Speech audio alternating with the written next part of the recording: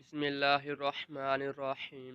حضرت ابو ہریرہ اور حضرت ابو ذر رضی اللہ عنہ نے فرمایا کہ رسول اللہ صلی اللہ علیہ وسلم اپنے صحابہ میں اس طرح تشریف فرما ہوتے تھے کہ کوئی اجنبی آدمی آتا تو وہ نہیں پہچان سکتا تھا کہ آپ کون ہیں، حتیٰ کہ وہ آپ کی بابت پوچھتا۔ اس لیے ہم نے رسول اللہ صلی اللہ علیہ وسلم سے اجازت طلب کی کہ ہم آپ کے بیٹھنے کے لیے مخصوص جگہ بنا دیں تاکہ اجنبی آدمی آئے تو وہ بھی آپ کو پہچان سکے۔ اجازت ملنے پر ہم نے آپ کے لیے مٹی کا ایک تھڑا بنا دیا، آپ اس پر تشریف فرما ہوتے تھے۔ ایک دفعہ ہم بیٹھے تھے اور رسول اللہ صلی اللہ علیہ وسلم بھی اپنے مخصوص مقام پر تشریف فرما تھے کہ ایک انتہائی خوبصورت اور خوشبو میں بسا ہوا ایک آدمی آیا۔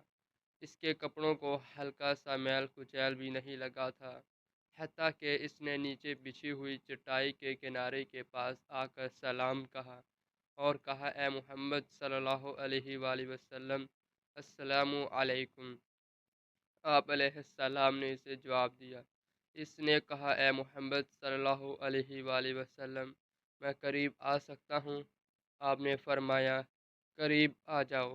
وہ بار بار اسی طرح کہتا رہا اور قریب آ جاؤ، اور آپ صلی اللہ علیہ وآلہ وسلم فرماتے رہے، قریب آ جاؤ، حتیٰ کہ اس نے اپنا ہاتھ رسول اللہ صلی اللہ علیہ وسلم کے مبارک گھٹنوں پر رکھ دیا اور کہا، اے محمد صلی اللہ علیہ وآلہ وسلم، مجھے بتائیں اسلام کیا ہے؟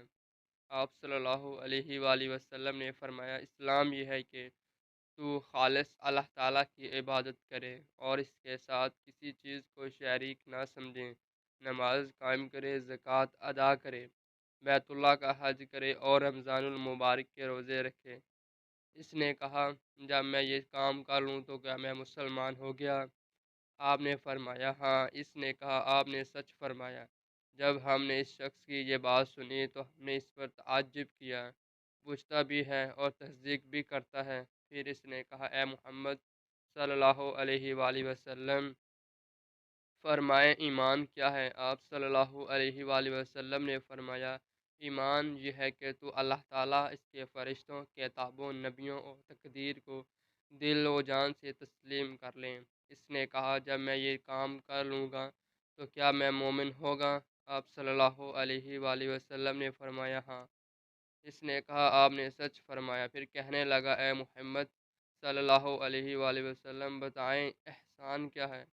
آپ صلی اللہ علیہ وآلہ وسلم نے فرمایا، احسان یہ ہے کہ تو اللہ تعالیٰ کی عبادت اس طرح کرے گویا تو اللہ تعالیٰ کو دیکھ رہا ہے، اگر تو اسے نہیں دیکھتا تو وہ تجھے دیکھ رہا ہے۔ وہ کہنے لگا، آپ نے سچ فرمایا۔ پھر وہ کہنے لگا، اے محمد صلی اللہ علیہ وآلہ وسلم، مجھے بتائیں قیامت کب آئے گی؟ آپ نے سر جھکا لیا اور اسے کچھ جواب نہ دیا۔ اس نے دوبارہ پھر وہی سوال کیا، آپ نے پھر کوئی جواب نہ دیا۔ اس نے تیسری دفعہ پھر وہی سوال کیا، آپ صلی اللہ علیہ وآلہ وسلم نے کوئی جواب نہ دیا۔ پھر آپ نے اپنا سر مبارک اٹھایا اور فرمایا، جس شخص سے قیامت کے بارے میں پوچھا گیا ہے وہ پوچھنے والے سے زیادہ نہیں جانتا، لیکن قیامت کی کچھ علامات ہیں جن کے ساتھ اس کا پتہ چل جائے گا۔